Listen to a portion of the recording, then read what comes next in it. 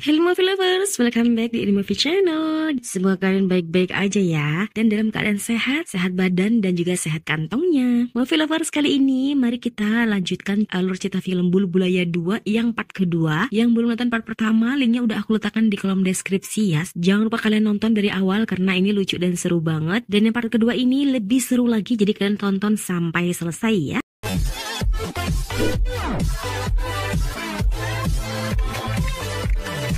Sebelumnya, Ruhan dan Raja sekeluarga membuka pintu kedua yang baru aja mereka temukan. Dan di waktu yang bersamaan, seorang wanita muncul lagi di istana. Dia adalah putri raja yang kedua yang bernama Anjulika. 200 tahun lalu ketika semua rakyat berkumpul menyaksikan penampilan Putri Anjulika dan Manjulika menari, sang raja mengumumkan pewaris tahta kerajaan selanjutnya ialah Pangeran Dibendranat. Anju dan Manju terlihat kecewa mendengar itu. Nah, cerita kembali ke 200 tahun sekarang. Malam itu, raja mengenalkan pada Ruhan kalau wanita ini adalah Ratu Suryagard, Mandira Devi, yang ingin membeli istana itu. Paman berkata pada Mandira kalau mereka sudah menyiapkan kamar untuknya, tapi Mandira maunya tinggal di kamar Manjulika. Ia beralasan karena aku akan mendapatkan pengalaman di sana, di mana kamar itu adalah tempat hantu Manjulika terperangkap begitu lama. Namun saat ia berada di kamar Manjulika, tiba-tiba Malika muncul dari belakang. Tanpa bicara, mereka pun saling mencekik hingga membuat banyak burung gagak mati di istana. Pendeta berkata, "Ini adalah awal kehancuran. Aku sudah bilang agar jangan membuka pintu yang kedua itu." Raja berkata pada pendeta bahwa orang-orang banyak yang ingin membeli istana. Jika mereka tahu tentang hal ini, semua akan berantakan. Pendeta pun kemudian berkata, "Sekarang yang dapat menolong kalian hanya Ruhan." Ruhan pun menyahut, "Bagaimana caraku membunuhnya?" Pendeta melanjutkan, "Kau akan membunuhnya seperti Manjulika menemui ajalnya di kehidupan sebelumnya dengan membakarnya. Tapi kita tidak akan mengubah tubuhnya menjadi abu, tapi jiwanya. Pendeta akan melakukan ritual besar seperti nenek moyangnya dulu dan membuat minyak suci dari api suci yang akan digunakan untuk mengakhiri kisah Manjulika. Tapi untuk sementara itu kalian semua harus berhati-hati karena Manjulika telah bebas dan sekarang mungkin sedang melihat kita semua."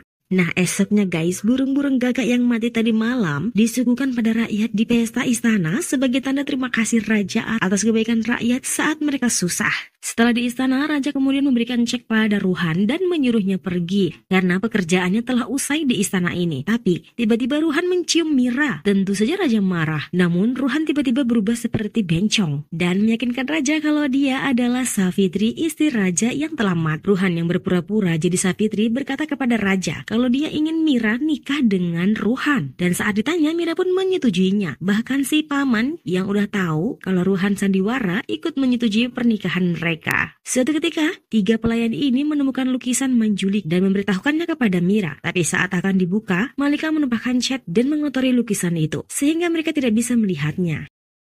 Saat ini paman membawa Ruhan untuk memilih baju Pangeran Dibendranat yang akan dipakai di pernikahannya nanti bersama Mira. Tapi tiba-tiba baju itu mencekik sang paman. Ruhan berusaha melepaskan paman dengan menendangnya dan bukan menendang hantunya. Si paman pun berkata, "Hei, jangan tendang aku tapi tendang hantunya." "Tidak paman, kalau aku menendang hantunya maka aku yang akan dibunuhnya," Ruhan menjawab. Dan akhirnya si paman pun lepas, kemudian mereka lari terbirit-birit. Saat mereka berhasil keluar, mereka berteriak, "Ada hantu, ada hantu." Pas saat itu raja sedang melayani si calon pembeli istana. Bahkan raja pun menolak mereka karena harganya begitu murah. Saat pembeli itu pergi, paman memberitahukan kalau Manjulika belum pergi. "Ia baru saja mencekikku." Raja kemudian berkata, "Tapi Ruhan telah mengusirnya." Paman berucap bagaimana dia bisa mengusirnya kalau dia sendiri aja takut dengan hantu. Bahkan dengan tikus pun dia takut. Raja pun akhirnya tahu tentang kebohongan Ruhan selama ini. Raja kemudian akan memukul Ruhan. Tapi kemudian Ruhan berikan usul bagaimana kalau kita menjual istana ini dan pergi. Ruhan mengusulkan agar menjualnya pada Nyonya Mandira. Tapi Mandira hanya akan membelinya 10 M saja, tidak lebih. Dan hanya akan melakukan kesepakatan saat Durga Astami 2 hari lagi. Raja mendengar itu tak sabar. Tiba-tiba datang pembeli lagi yang sangat kaya, Tuan Vicky. Dan dia memilih dengan harga yang diinginkan raja. Dan deal saat itu juga. Mandira yang melihat itu terlihat tak suka. Sementara itu, Malika sedang mengelus-ngelus singgasana raja. Tiba-tiba raja dan Tuan Vicky beserta Mira datang. Tuan Vicky sangat tertarik dengan singgasana itu untuk dibawanya pulang dan menyuruhnya untuk memasukkannya ke mobil. Sementara itu, saat perjalanan pulang, Tuan Vicky ditakuti oleh sosok hantu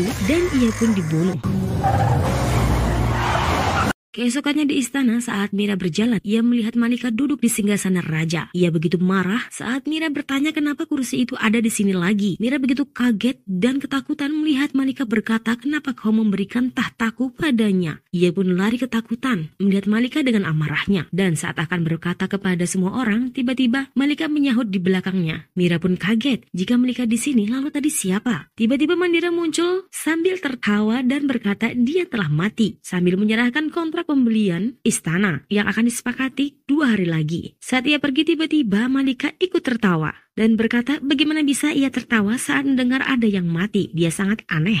Kemudian saat di kuil pendeta berkata kalau minyak suci ini akan digunakan Ruhan untuk membunuh Manjulika. Raja berkata tapi dia bukan reinkarnasi pangeran Debendranath. Pendeta berkata aku sudah tahu itu sejak awal. Ramalan leluhurku tidak pernah salah. Keesokannya saat Durga Astami, Ruhan tidak melihat minyak suci itu di kuil. Ternyata minyak itu malah dipakai oleh sepasang pelayan itu guys. Ruhan pun kesal dan memukul mereka. Namun Ruhan melihat Mira sendirian membawa minyak dan korek. Ruhan berusaha menyelamatkan Mira. Saat Mira sadar, ia berkata kalau tadi ia bersama dengan Mandira dan tidak tahu kenapa berakhir di sini. Ruhan dengan amarahnya kemudian memanggil Mandira yang ada di bawah pohon. Ia berkata, kau punya masalah denganku, tapi kenapa melibatkan Mira? Mandira terlihat tidak mengerti. Nah, saat Ruhan berdebat dengan Mandira, Raja mendapat pesan dan menunjukkannya kepada Ruhan. Itu adalah lukisan Manjulika yang telah dibersihkan. Tiba-tiba Malika menyerang Mandira dan berkata kalau dia adalah Manjulika yang kemudian menyerang Ruhan. Tapi ternyata Ruhan telah menyiram minyak suci dan membakarnya.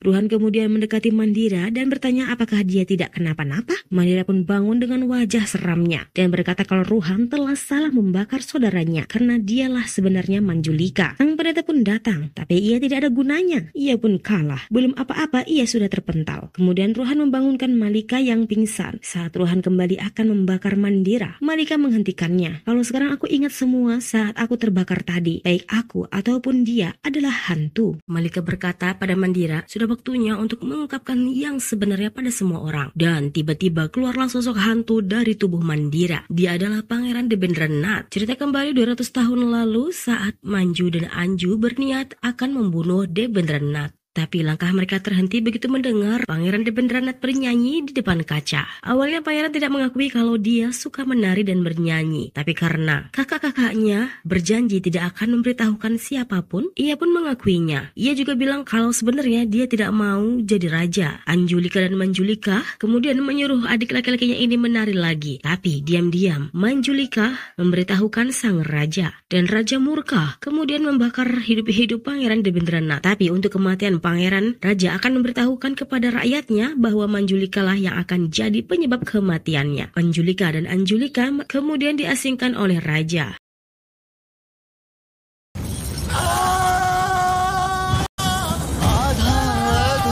Sementara itu, arwah pangeran kemudian bangkit kembali untuk membalaskan dendamnya dan membunuh raja.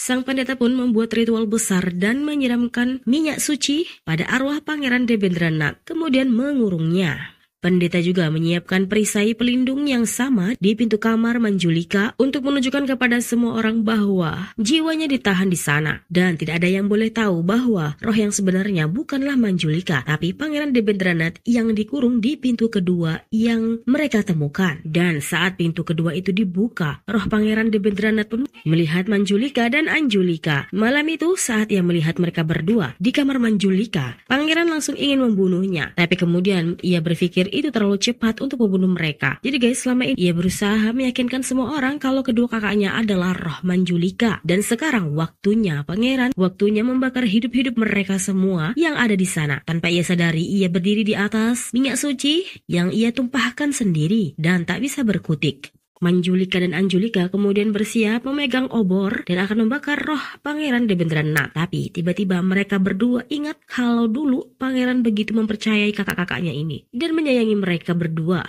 Kemudian mereka berdua membuang obornya. Malika berkata, Kita tidak berinkarnasi untuk mengulangi kesalahan masa lalu, tapi kita kembali untuk memperbaiki keadaan. Mereka berdua juga mengakui kalau mereka iri pada Debu, panggilan adik kesayangannya, dan membuatnya dibakar. Jika dengan kematian mereka berdua membuat roh pangeran tenang, maka ia mempersilahkan pangeran untuk melakukannya. Tapi biarkan mereka semua pergi. Mendengar itu semua, roh pangeran menangis, dan api pun padam. Tetesan air matanya membuatnya ke alam yang tenang dan menghilang. Keesokannya, Manjulika cerita kalau dari kecil ia telah mendapatkan penglihatan tentang istana ini. Karena itu ia datang dan memperbaiki istana. Sementara Mandira juga datang dengan tujuan yang berbeda. Tapi setelah ia datang, ia merasakan kalau Mandira memiliki hubungan dengan istana itu. Dan cerita pun selesai guys. Gimana guys, ceritanya seru kan? Wah, lebih seru lagi kalau kalian tonton film aslinya, karena itu lebih dapat lagi lucu dan seramnya. Jangan lupa tonton juga alur film di Ini Movie Channel yang lainnya. Thank you for watching. Bye-bye.